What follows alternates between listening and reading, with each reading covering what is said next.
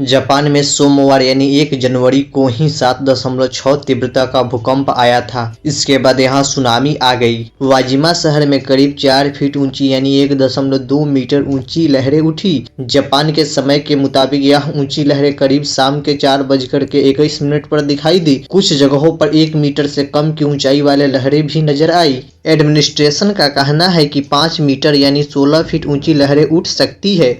Coastal area में रहने वाले लोगों को सुरक्षित जगहों पर जाने के लिए कहा गया है। जापान टुडे अखबार के मुताबिक इसमें 62 लोगों की मौत हो चुकी है। वहीं 155 भूकंप के झटके दर्ज किए गए। इनकी तीव्रता 3.4 से लेकर के 4.6 के बीच रही। इसी बीच सुरक्षाकर्मी रेस्क्यू ऑपरेशन चला रहे हैं। इशिकावा में भूकंप से कई जगहों पर आग लग गई है। इससे 200 इमारतें जलकर खाक हो चुकी है। 32,500 घरों में बिजली नहीं है। यहाँ एक और भूकंप की चेतावनी जारी की गई है। अब चलिए जानते हैं कोई भूकंप कितना खतरनाक हो सकता है।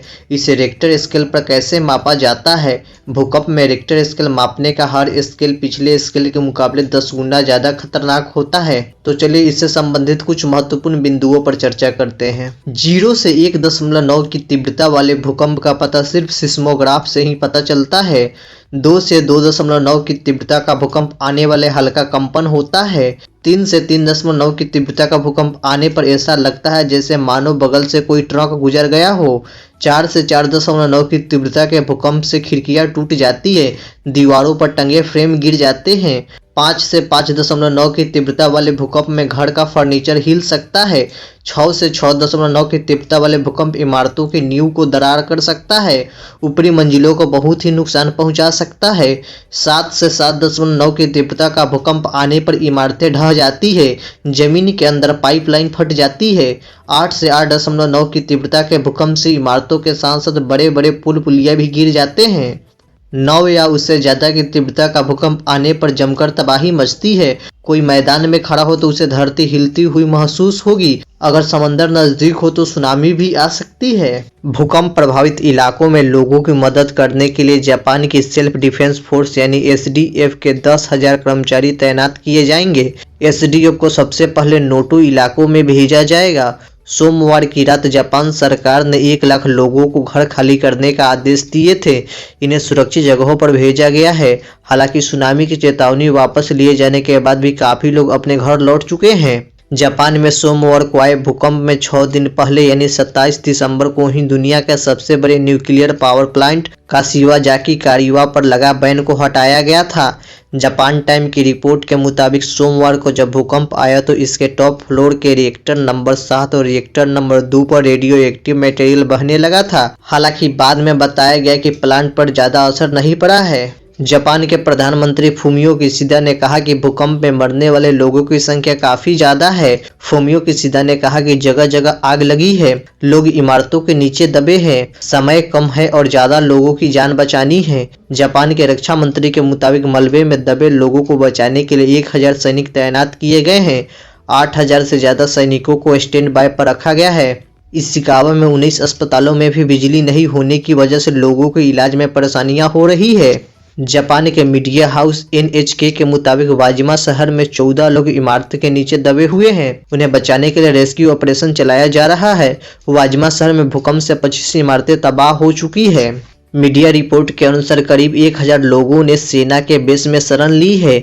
जापान के प्रधानमंत्री का कहना है कि उन्होंने अधिकारियों को निर्देश दिया है कि जल्द ही मौके पर राहत सामग्रियों को पहुंचाया जाए और रेस्क्यू सुनिश्चित की जाए। जापान के प्रधानमंत्री फूमियो किशिदा ने सोमवार रात आपदा प्रतिक्रिया बैठक के बाद मीडिया से बात की। उन्होंने बताया कि मैंने रेस्क्यू बल और आपदा प्रबंधन से जुड़े अधिकारियों और कर्मचारियों को निर्देश दिए हैं कि वे जल्द से जल्द घटनास्थल पर पहुंच जाए। अभी ठंड अपने चरम पर है। मैंने अधिकारियों को निर्देश दिए हैं कि विमान जहाज का इस्तेमाल करें और तत्काल पानी, भोजन, कंबल, हीटिंग तेल, गैसोलीन सहित अन्य आवश्यक चीजों को आपूर्ति करें। जापान के राजा ने नए साल के कार्यक्रम को रद्द कर दिया है। नए साल पर जापान के राजा नारुहितो अपने परिवार के साथ टोक्यो के नए साल के कार्यक्रम में शामिल होने वाले थे। हालांकि इशिकावा के भूकंप पीड़ितों के प्रति सहानुभूति जताते हुए यह कार्यक्रम रद्द कर दिया गया।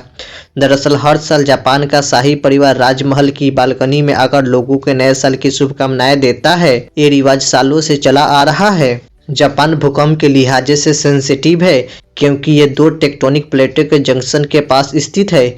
इशिकावा प्रांत जहां भूकंप आता है, महासागर के चारों ओर भूकंपीय प्लांट लाइनों की एक घोड़ी के नाल के आकार की श्रृंखला रिंग ऑफ फायर के करीब स्थित है। रिंग ऑफ फायर ऐसा इलाका है जहां कॉन्टिनेंटल प्लेट के साथ ओशिनिया टेक्टोनिक प्लेट भी मौजूद है। ये प्लेट आपस में जब टकराती है तो भूकंप आती है। इनके असर से ही सुनामी आती है और वोल्केनो भी फटते हैं। दुनिया के 90% भूकंप इसी रिंग ऑफ फायर में आते हैं। यह क्षेत्र 40,000 किलोमीटर में फैला है। दुनिया में जितने सक्रिय ज्वालामुखी है, इनमें से 75% इसी क्षेत्र में है। 15 देश जापान, रूस, Philippines, Indonesia, New Zealand, Antarctica, Canada, America, Mexico, Guatemala, Costa Rica, Peru, Ecuador, Chile, Bolivia ring of fire की जद में है। तो साथियों, यह थी जापान में आए भूकंप से संबंधित बातें। इस वीडियो में हमने आपको बताया कि जापान में आए भूकंप से भारी तबाही मची है, बड़ी संख्या में लोगों की मौत हुई है और बहुत अधिक संख्या में लोग घायल हैं। राहत और बचाव का कार्य जारी है। तो इस वीडियो में इतना ही। अगर आप चैनल पर नए हैं तो चैनल को सब्सक्राइब करें। धन्यवाद।